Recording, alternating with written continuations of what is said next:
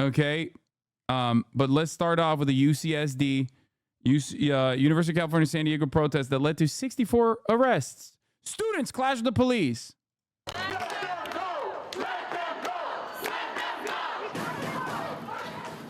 This is what it looked like on the campus of UC San Diego today as pro-Palestinian protesters chanted for the release of the more than 60 people arrested by police. The university sent out a statement today saying 64 protesters were arrested, 40 of them students. Good evening and thanks so much for joining us. I'm Marcella Lee.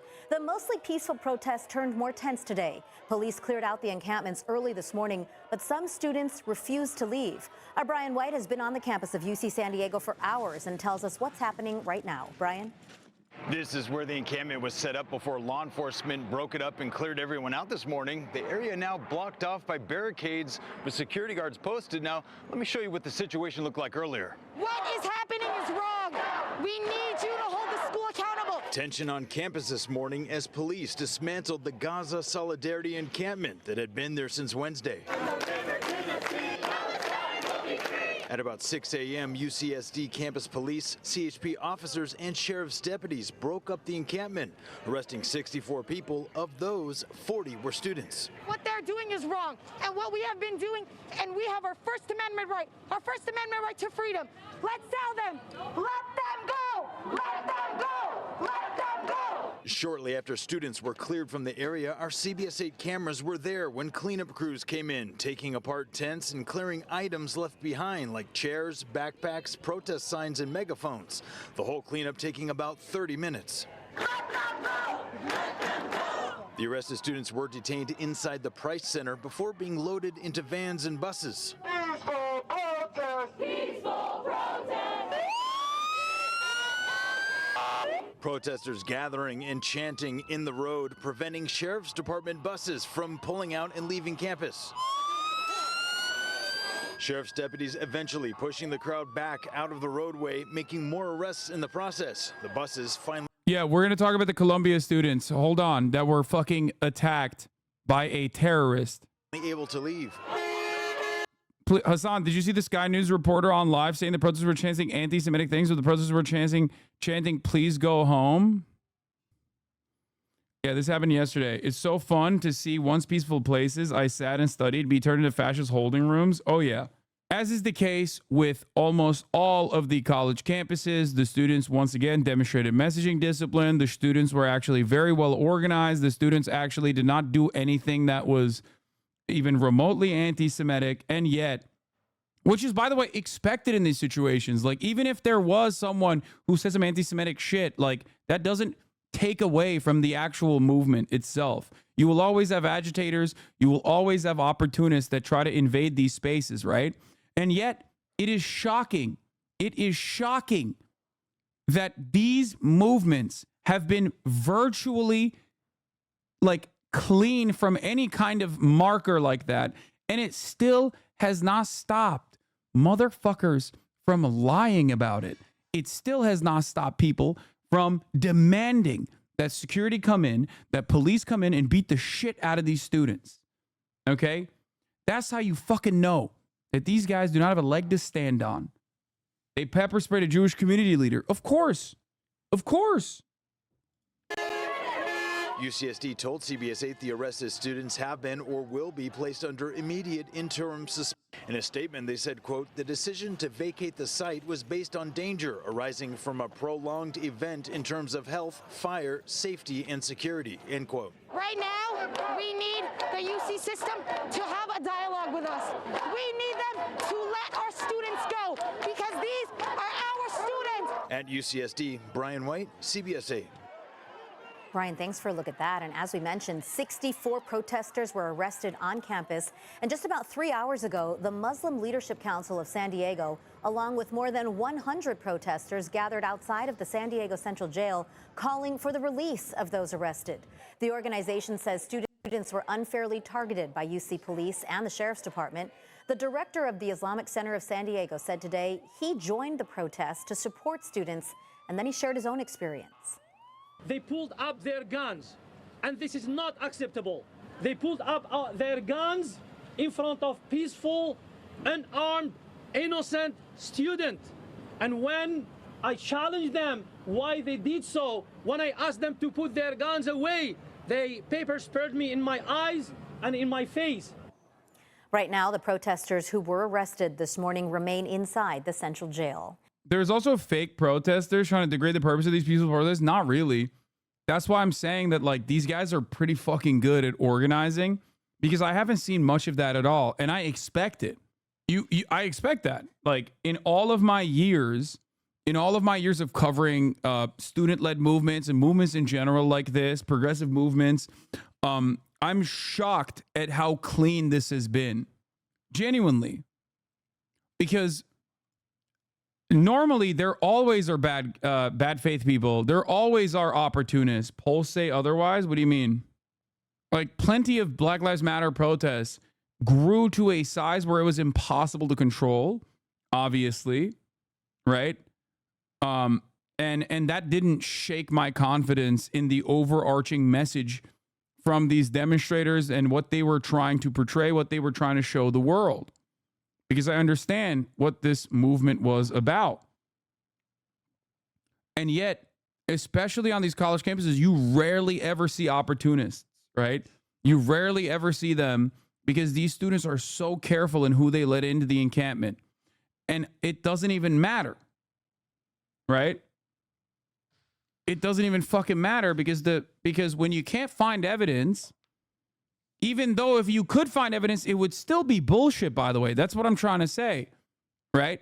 Oh, this guy said fuck pigs, like kill pigs or whatever at the BLM protest, so now I don't believe in BLM anymore. It's like, fuck you, you're an asshole, right? You were just looking for any out that you could grab onto.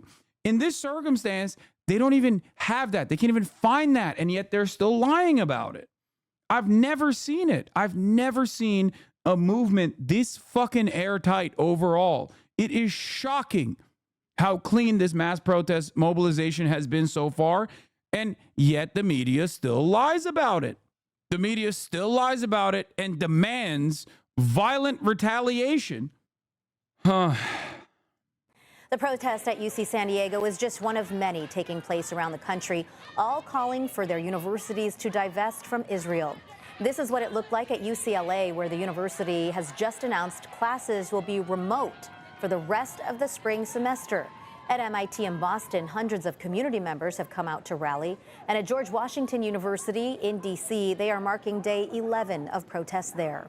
Meanwhile, in New York City, Columbia University announced it is canceling its main spring graduation. The decision comes after weeks of protests there. Trump gonna sit Israel down, don't worry. No, the fuck he's not. If you think Trump is going to be in any way, shape, or form better than Biden on Israel, you are delusional. You have not been paying attention to what Trump did in his last 4 years that led to the current situation in Israel. It is absolutely Biden's fault for continuing the Trump agenda and not reversing some of these decisions, but they're both fucking psychopathic, rabid Zionists, dude. Trump obviously is more narcissistic and self-interested, whereas like Joe Biden is BB turned his back on him. Yeah, dude, you're right. That's why Donald Trump is one of the most consistently popular figures in Israeli politics. You know, moving the embassy to Jerusalem, permanently recognizing the annexation of Golan Heights, which is literally illegal under international law, the Abraham Accords. Get the fuck out of assassinating Qasem Soleimani. You're out of your fucking mind, dog. You don't know anything about foreign policy if you think that Donald Trump is not almost directly responsible for October 7th. Like, personally. Instead, Columbia will hold school-level ceremonies over the next 2 weeks. The only difference is if Donald Trump was right now the president and October 7th happened, because it would have happened even under Trump's presidency, okay? He would be more rabid in his politics or more rabid in his way of communicating about how, like, we must defend Israel. He would just call, like, the Palestinians dogs and shit, right? Because Joe Biden still will be like, Islamophobia is a problem, but we will overlook it. You know, he'll be like, oh, it's a big problem. Can't have that. But if you do it, then whatever. Okay, it happens. Trump would be like, kill every Muslim. Okay, fine. But ultimately, for the Palestinians, the situation would be the same. The difference, however, would be that a shit ton of liberals, in my opinion, a shit ton of liberals would probably be fucking more anti-Trump than they ever have been.